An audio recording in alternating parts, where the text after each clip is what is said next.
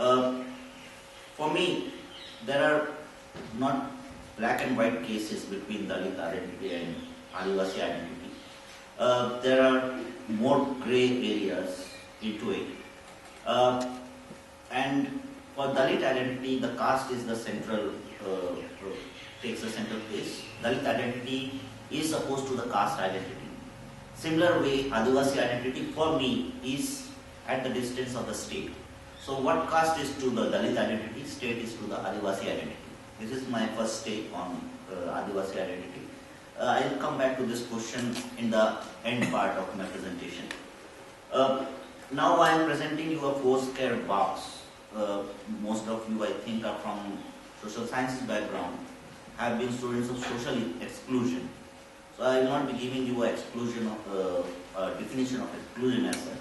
But my departing point is the issue of social exclusion once I finish this identity part. And I am presenting you a 4-square box of social exclusion within which Adivasi identity needs to be understood. The first box of social exclusion in the Adivasi context is the issue of self-exclusion. We know that there are Adivasi identity is formed on certain type of geographical, cultural, linguistic isolation. So I am presenting you the first square of social exclusion, self-exclusion. The second box, if I can put it that way, is exclusion as privilege. If you take the case of Nagas, if you take the case of Kukis, they take their space or being excluded, whatever you say. Exclusion is a very negative term, at least in how we interpret in social sciences. But there is also certain exclusion which is being used as privilege. Privilege in the sense they have fought for it, they have maintained a distance with the mainstream society, and they enjoy every inch of that exclusion. So when I say exclusion but privilege, it is this type of exclusion. Then there is this third box of forced inclusion. Forced inclusion is what Indian state has been doing to the Adivasis. Gradually, inch by inch, taking up those spaces which Adivasis have been historically enjoyed. And the fourth box for me is selective inclusion.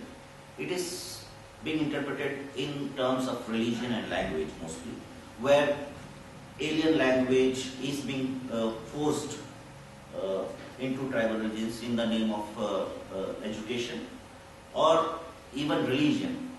How religion and various religion, if you see the whole case of Chhattisgarh, especially after left-wing extremism, how religious organizations have flooded the whole tribal religion in the name of taming the Adivasis. So that is one type of forced inclusion. So these 4 boxes or 4 squares, which I call in the terms of Adivasi social exclusion. Why I am presenting this? This has got a small history. Because unlike the Dalit population, Adivasi group, especially excluding the Northeast groups, have been experiencing for hundreds of years of what in Western literature it has been called exclusion, governance by exclusion. You govern the area, you govern the people by excluding them. And this has been the philosophy of the 1935 Government of India Act, and specifically the Excluded and Semi-Excluded Areas, which later on came to be known as the 5th Schedule or the 6th Schedule area. Now why I am bringing out this exclusion issue here is this simple philosophy of governance by exclusion. While there was, I would like to set some facts straight here. I think there is a lot of confusion regarding 5th Schedule and 6th Schedule. This whole story didn't start with 1947 or 73rd, 74th Amendment, but it has a history to it. When this whole Government of India Act was debated. I am not going to the Constituent Assembly debate. I will better go to the House of Commons debate in that sense. When this whole Act, Government of India Act, was being debated in the House of Commons, there was this whole two very strong camps divided on the issue of exclusion. There was one camp, and I have shared about this in my previous seminar in this same room and with the same organizers, that there was two very divergent views, but one compulsion. The compulsion was tribal areas or Adivasi areas were witnessing serious rebellions, and that needed to be addressed with urgency. But in the House of Commons, one group was treating the Adivasi areas like what you call in a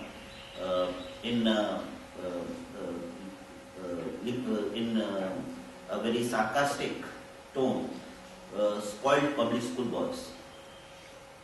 There are certain people who are spoiled and they need to be treated as spoiled public school boys. Characteristic policy, punish wherever they have done mistake and reward wherever they have obeyed you. The other view was more philanthropic view, mostly advocated by the Friends of British India or the Aboriginal Protection Society, which was known by that time, later on Anti-Slavery International. So this was a more philanthropic view and more sympathetic to the idea of Adivasi autonomy. So they were of the view that no, rights should be given because this is the only way of having governance. So this whole idea of constitution or the debate we were just having before my speech, it was not about constitution or anti-constitution, but it was a constitution within the constitution. There were no one rule which has ever ruled India. There was a constitution and there were special constitutions. So here we have a whole Government of India Act 1935, which was applicable throughout the country. And there was Excluded and Semi-Excluded Areas Act, which were applicable to the what we call the 6th schedule area or the northeast, and the 5th schedule area, which we consider as the Central Eastern India. So don't think that country was ever ruled by one constitution. It's still not ruled by one constitution till now. In fact, we have many constitutions now. I will come back to this later.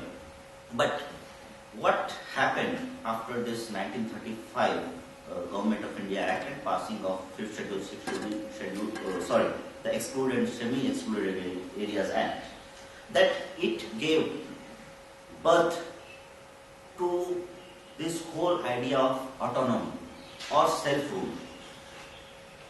Autonomy took some shape in those very foreign type of papers. I would call this foreign papers, because those rebellions or whatever you call it in the Adivasi areas were somewhere translated into documents, and these rebellions gave legitimacy to those rebellions. That was the birth of what you call a separate constitution within the same land. And with passing of time, I don't say that 60 years did nothing, but with passing of time, within some certain historical context, things changed. Things changed for good and bad. First, I would like to start with the good things. Now we see what good things happen is that this whole idea of autonomy got four legs. Four legs in the sense of it gained legitimacy from four arguments. The first was the idea of giving historical justice. This was mostly advocated by groups like Anti-Slavery International, who had histories or papers written from even anthropological perspective. But this argument said that certain communities, certain groups have undergone historical injustice. So, to correct that injustice, we need to bring this autonomy question into reality.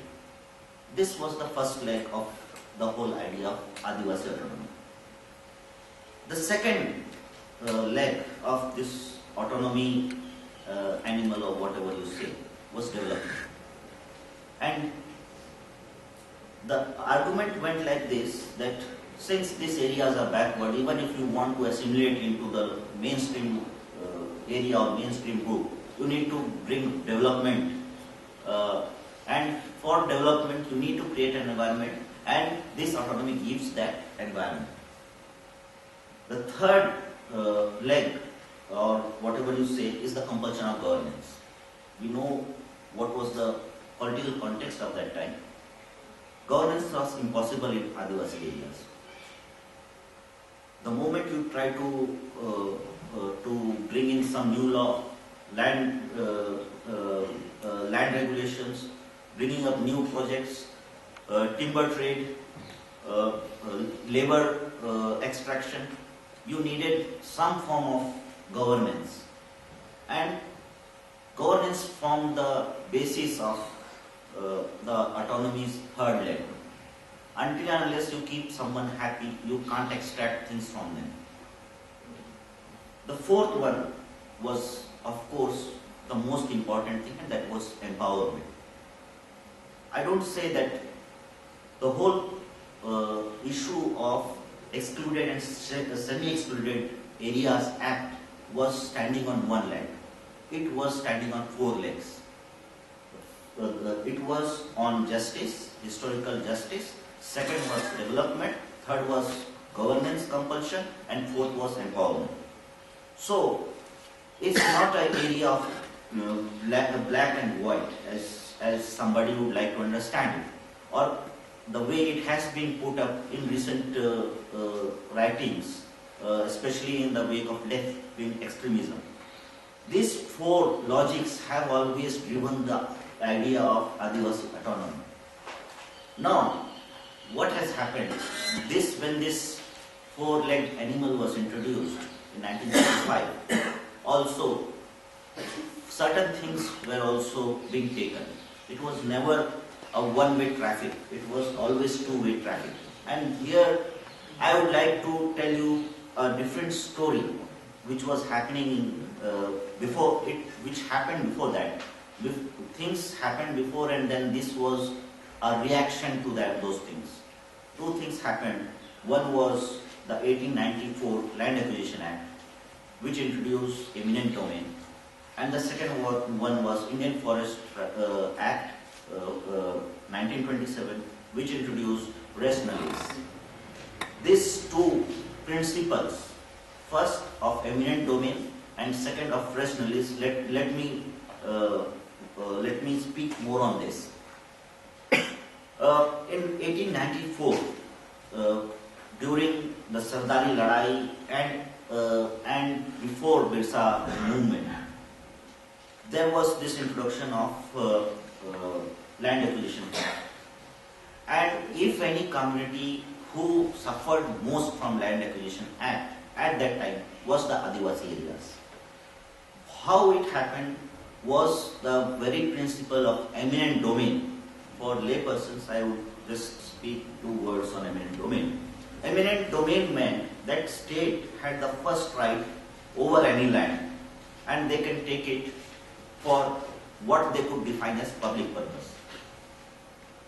So this Land Acquisition Act gave the state that weapon of eminent domain, which could take your land, your own land for which you have personal ownership, live on common property resources, take with one stroke of a pen, saying that we are taking it for the common good. The second thing which translated into devastation was res nullis. Res nullis was the second principle which was brought by the Forest Rights for the Indian Forest Act 1927. What it meant was the forests, and I don't want to go into this whole idea of Jal Jangal Zameen now, but this whole forest, for which if anybody doesn't have a claim, legal claim, automatically belongs to the state, and state can do whatever it wants. So these two principles introduced as colonial governance spelled devastation for the tribal areas. It started fire and it spread through the whole Central Eastern region with series of rebellions. And the Government of India Act 1935 was actually came with the objective of quelling this fire, trying to put some water in this fire. So please don't consider this whole idea of excluded areas, 5th schedule, 6th schedule as something coming out of the blue. But there is a whole story of struggles, of bargaining inch by inch. But having said that, I now come to what happened after independence. First thing was this whole Excluded and Semi-Excluded Areas Act and introduction of various laws. It was not just playing with land and forest now. It was playing with your liquor, it was playing with your food, it was playing with your labor, it was also playing with your system of governance. And we should never see Adivasi autonomy just in terms of 5th schedule and 6th schedule. We should actually move out from this whole debate of PSA and look for a new framework where we can put our ideas of Adivasi autonomy. Now, what had happened just during that 1935 time, and where I can relate much to this thing. In the previous Ambedkar lecture, I had brought out some letters which were being shared between Ambedkar and Thakkar Baba. Ambedkar we all know. Thakkar Baba you might not know. Thakkar Baba was Gandhi's protege who was brought in to start philanthropic Gandhian work. First in form of Bhil Samaj Sevak Sangh in Gujarat, and later on Gond Samaj Sevak Sangh. And there was this whole debate between Thakkar Baba and Ambedkar on what should be the shape of Adivasi autonomy. So I would request all my friends, whenever there is a debate on Adivasi autonomy, let's not just go by the Constituent Assembly debates. It just shows you one side of the picture. The other side of the picture will be shown by those letters, those debates which were done between Thakkar Baba and Ambedkar. Ambedkar, while going, he was traveling to London at that time, and he was on the ship. And a bunch of letters were exchanged. Thakkar Baba was in Mandla at that time. And Varier Elvin, we all know, who is also known as the architect of 5th schedule and 6th schedule. In sense, he was part of Nehru's team on tribal development issues. So, and he was also working with Thakkar Baba. And there was this debate of what should be the political philosophy of tribal development. There was a strong voice within the Congress that tribals should be assimilated into the mainstream society. And these were the big intellectuals within that time. And I still remember in one of the Constituent Assembly debates, Jaipal Singh, when he was saying something, I don't know who had made that statement, but it was worded in this way that we want every Adivasi to be dressed like Jaipal Singh in a proper suit, because he was a London-educated tribal intellectual. So we don't want Adivasis to be backward, but every Adivasi should be dressed up in a suit. Yeah, thank you. So for this, they had this whole idea of how can this backwardness, so-called backwardness, be removed from Adivasi.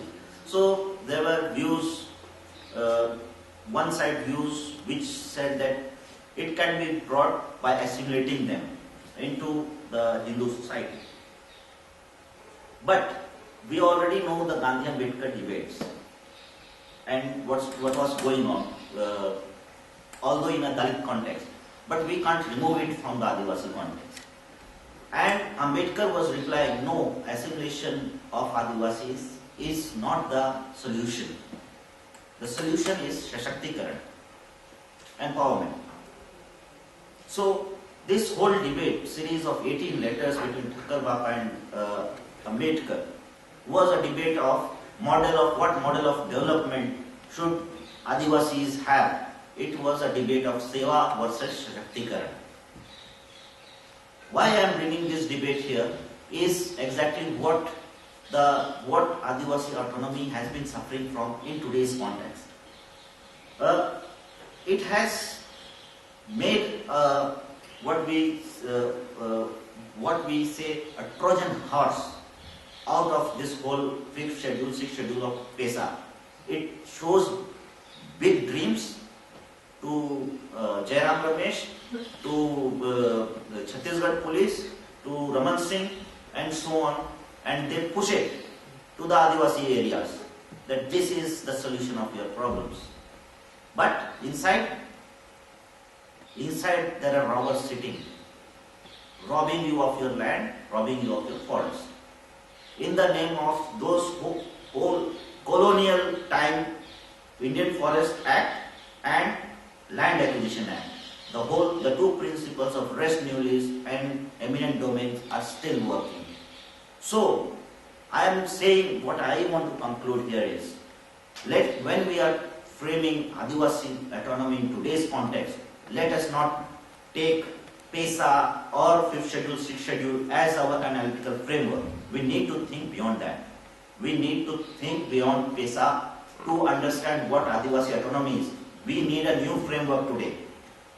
And how will it come? It will only come when rights are not just framed, but it is delivered. It is delivered in terms of education, it is delivered in terms of land, it is delivered in terms of justice. If these things are not there, I don't think so any 5th, 6th, 7th, 8th schedule will work in Adivasi areas today in the name of Adivasi autonomy. Thank you very much.